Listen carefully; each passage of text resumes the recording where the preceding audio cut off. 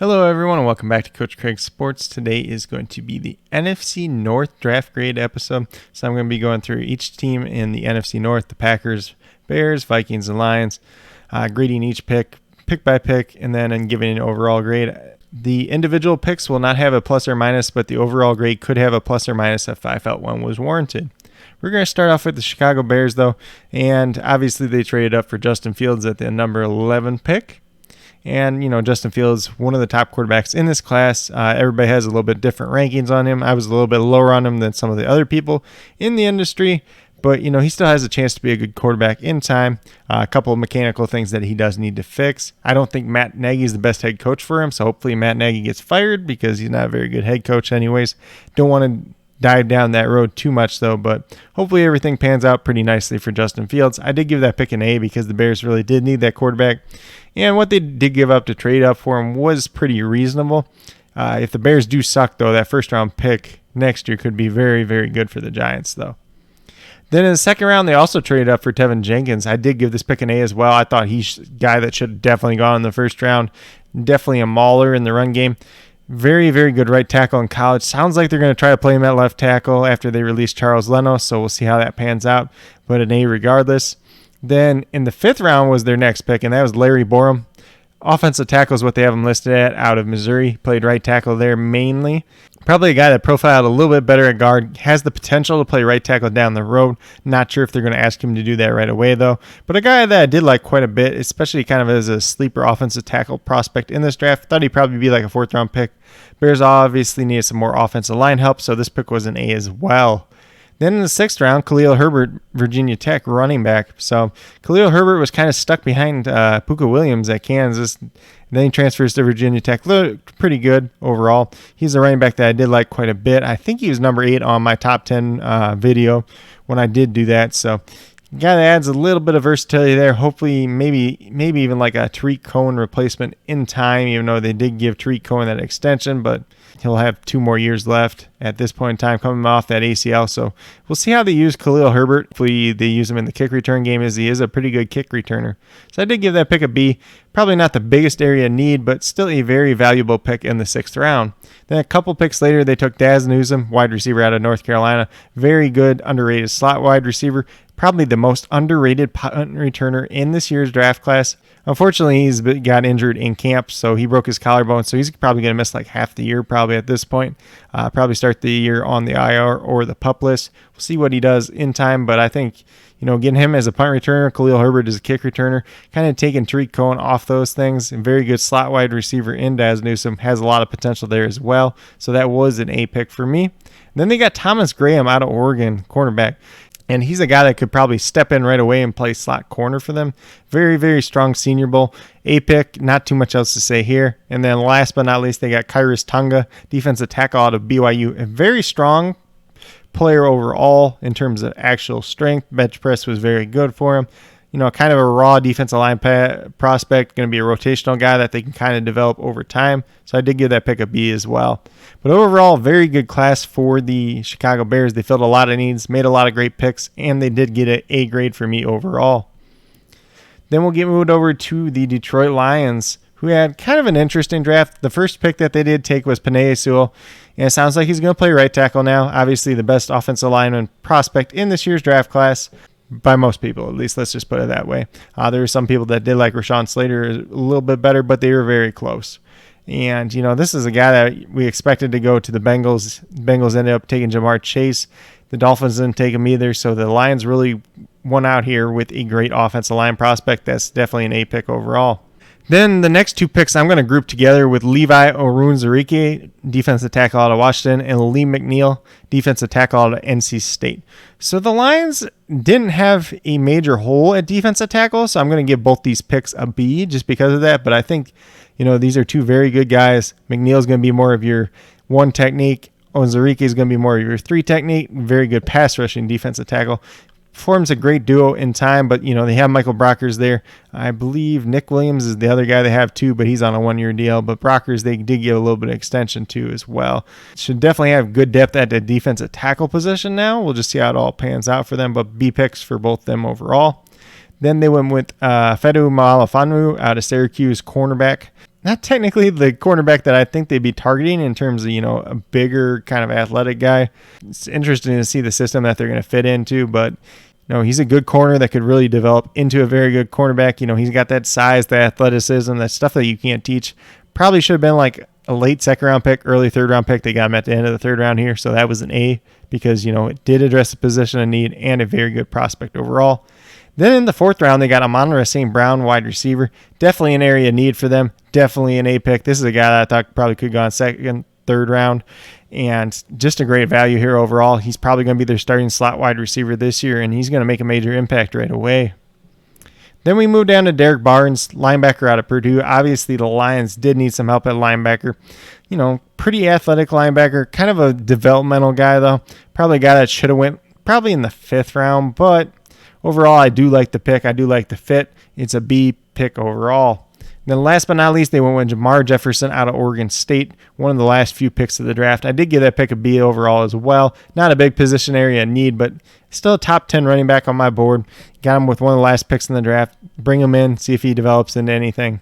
But overall, this was a very solid class for the Lions as well. I did give them an A- overall. I think it probably could have been a little bit better if maybe they take one of these defensive tackles off the board and switch it out with another position in need. But for that Dan Campbell and Brad Holmes' first NFL draft class, it was a very good class overall. Then we move over to the Green Bay Packers, and obviously the Packers are going to Packer, and this was just not a very good draft class. They took Eric Stokes with the first-round pick. You see here on ESPN, the overall rank had him at 71 overall, which would have made him a third-round pick. I thought he was kind of like a late second-round pick. A guy that's pretty much all speed, not a very good technician at corner. Has a little bit of a hard time flipping his hips and running with wide receivers. And I think this was just a pick they made because of that game against Tampa Bay where Kevin King got burned. So they're just trying to add more speed. I don't know where Eric Stokes fits in this year. I don't think he's going to play over Kevin King. I don't think he can play the slot, so Chandon Sullivan's still going to play there. It's more like a Kevin King replacement for next year than anything. And it's really not helping your team this year, especially a team, that was in the NFC Championship. The last 2 years, you got Aaron Rodgers that's not very happy with your team overall. It just seems like a wasted pick for me. There's about 3 other corners on the board, including his teammate Tyson Campbell, that I would rather have than him. So that's pretty much a reach. It was a C pick overall. Then in the second round, this was arguably one of the worst picks when you look at the board. And it's Josh Myers, center out of Ohio State. Not that I think Josh Myers is a terrible player by any means, but he was a fourth-round pick. They took him at the end of the second round here. Creed Humphrey was still on the board. Creed Humphrey was my number 1 center in this year's draft, and he was taken the very next pick by the Kansas City Chiefs. They ran up to the podium, and they took him. If you need a center, take Creed Humphrey. He's a lot better prospect. He's going to come in and be able to play right away. I don't think Josh Myers is going to be able to do that. And then you also have Elton Jenkins, the guard that kind of filled in at center last year for Corey Linsley. He played center in college. I think he'd be a fine center at the NFL level. So I think you're better just moving him over to center and then replacing him with a different guard. I think that works out a lot better for their team overall. So not a very good pick. That was a D pick for me overall. I'd love to give it an F, but it's not that terrible since it was a position in need. Then in the third round, they did trade up for Amari Rodgers, wide receiver out of Clemson. If you guys don't know, T. Martin is his dad. T. Martin was actually a quarterback that was drafted in the same draft class as Tom Brady. So kind of crazy to think about it when Amari Rodgers, his son, is playing in the league and Tom Brady's still playing in the league at the same time. So I do like Amari Rodgers. I think there's maybe a couple of wide receivers that are a little bit better than him still on the board. I think it's a good fit overall. So it's going to be a B. They need a little bit of wide receiver boost there. And maybe a little bit of a weapon to try to make Aaron Rodgers a little bit happier. Then you get down to the fourth round. They took Royce Newman out of Ole Miss, a guard. And Royce Newman should be like a 7th-round pick. This is a 2-round reach. I did give it a D. They did need some offensive line help, but I don't think Royce Newman's going to be any good. Then in the 5th round, they took Tadarius Slayton out of Florida, kind of just like a big nose tackle. He doesn't really fit their scheme. Kenny Clark's kind of already the nose tackle. Unless you're moving Kenny Clark over, he doesn't really help your defense, and you need help along that defensive line. Just a bad pick overall, a guy that probably should have been a 7th-round pick as well. So that was another D pick. Then they took Shamar Jean-Charles out of Appalachian State, kind of a developmental slot corner. Probably could have been like a 6th-round pick. Not going to knock it too much, though, since it was at the end of the 5th round. Do give it a C grade overall because they already kind of have some corners and he's not going to play right away. But hopefully a guy you kind of bring in, develop behind Chandon Sullivan, and hopefully he takes over that slot role in time. In the 6th round, they took Cole Van Lanen out of Wisconsin. More of a feel-good story than anything since he did play his high school ball in Green Bay. Kind of a little bit of versatile offensive lineman, offensive tackle, offensive guard. One of the teams at his pro day even asked him to take some snaps at center.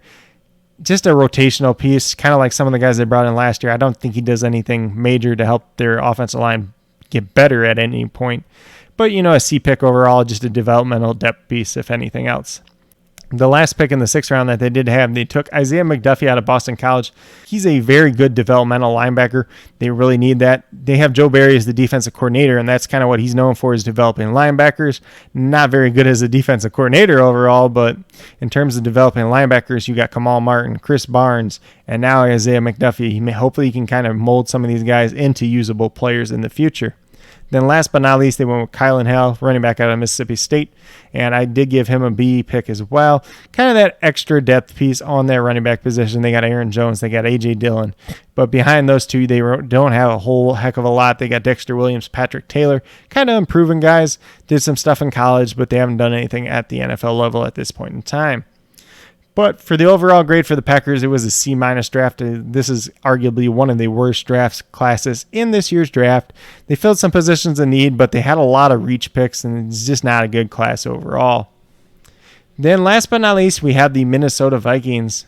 And the first pick they picked Christian Darrisaw with the 23rd pick overall. They actually moved back from the 14th pick where they started off, and they probably could have picked Christian Darrisaw there, and he fell all the way to 23 for them. I think it's good value there. It's an A pick. Definitely fills a position of need. I'm not as high on Christian Darrisaw personally as a lot of other people are. I think he's a guy that's going to come in and struggle for a year or two, especially against speed rushers at that NFL level. Not the quickest guy off the snap of the ball. Can work on his technique a little bit more. Hopefully he kind of develops into a pretty good left tackle in time. Then they didn't have a 2nd-round pick, but their 3rd-round pick ended up being Kellen Mond, quarterback out of Texas A&M. I gave it a B overall. Eventual successor to Kirk Cousins. I don't think Kirk Cousins is as bad as most people try to make him out to be. If you look at the last 9 games of last year, he was one of the best quarterbacks in the league. Part of it was their defense sucked and he had to throw the ball a lot, but he gets a lot of flack and a lot of it's kind of undeserved. But Kellen Mond, kind of a developmental prospect at quarterback to bring in, kind of develop behind him. B pick overall. Then with their next 3rd-round pick, they picked Chaz Surratt out of North Carolina. He's a linebacker. He actually started out his college career as a quarterback, converted over to linebacker. I think this is a very good pick. It's a Mike Zimmer pick. Fits in their defense. I don't know if he's going to play right away or if he kind of develops, learns the position, learns the NFL game. But I think he has a chance to be a decent linebacker in the NFL level. So that pick was a B pick overall. Then they took Wyatt Davis out of Ohio State, offensive guard prospect. And he was one of the best offensive guard prospects in this year's draft class. Probably thought he would have gone in the 2nd round. They get him towards the end of the 3rd round, so very, very good value there. That's an A pick. Then they went Patrick Jones out of Pitt, defensive end. A raw prospect. He doesn't really have a lot there right now. Hopefully he comes in, becomes a rotational player, develops, and turns into something. But for me, it was more like a 5th-round pick, and they took him in the 3rd round. So that pick I do give a C, even though it was kind of a position in need. Then, probably one of the biggest surprises of the draft, they took Kenny Nwangu out of Iowa State, running back, in the 4th round. And this is a guy that was a backup running back at Iowa State, had a crazy pro day, some of the best numbers among any single running back. So he's going to come in. I don't know why they took him in the 4th round. You probably could have got him the 6th round if you really wanted to, the 7th round. I didn't even think this guy was going to be drafted. So hopefully comes in and does something. Probably comes in, becomes the kick returner, a little bit of pass catching back, kind of takes over that Amir Abdullah role. Then the next 4th-round pick that they did have, they took Cameron Bynum out of Cal. Cornerback, not the quickest guy in the world, but, he's a pretty solid corner. Kind of fits that Mike Zimmer mold, and a guy that I would be very interested in overall. I think it's a decent fit for their team, for their scheme. That was a B pick. The Kenny Nwangu pick was actually an F pick. It's, I think, the only F grade that I gave a pick, and it's just because I thought this is a guy that is 7th round undrafted, and he ends up getting drafted just based off of his crazy pro day numbers, no production in college pretty much. Then their last fourth-round pick was actually Janaris Robinson, defensive end out of Florida State. This is a guy that I like a lot as a developmental prospect. Showed some flashes at Florida State, so showed some flashes at the Senior Bowl. Definitely a position need for them. I do like this pick a lot better than the Patrick Jones pick around earlier. So this was a B pick for me. That's a guy that I think can come in, develop, and really turn into a decent defensive end in time.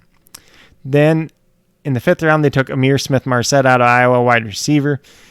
It was a C pick. I think Amir Smith-Marset was kind of a guy that was kind of borderline to be drafted. Some people are really high on him. I was not one of those people, so just had to see how his career turns out. And then with their second 5th round pick, they took Zach Davidson, a tight end out of Central Missouri. Bigger guy, pretty athletic, but played against lesser competition. So we'll see how he develops his game to the NFL level. Thought he'd probably be more like a 6th, 7th round pick, but his stock kind of rose with the pro day overall. So I'll give that pick a B as well. They did need a little bit of tight end depth, with Kyle Rudolph leaving now. You still got Uri Smith and Tyler Conklin, but you kind of need a third guy in there too, so he seems like a pretty good developmental prospect. And then last but not least, they went with Jalen Twyman, defensive tackle out of Pitt. Defensive tackle was a little bit of an area in need. They got Davlin Tomlinson and Michael Pierce now, but behind them too, there wasn't too much there. They do have James Lynch that they drafted last year too. Twyman's, a pretty strong guy, put up like 40 bench press reps, but the rest of his pro day numbers were pretty bad for a guy that opted out this year, kind of to focus on the draft. So we'll see how he develops at the NFL level. But the overall grade I did give the Vikings was a B+. Pretty solid draft overall, filled a lot of holes. Pretty good picks for the most part outside of that Kenny Nwangu pick, which was just weird.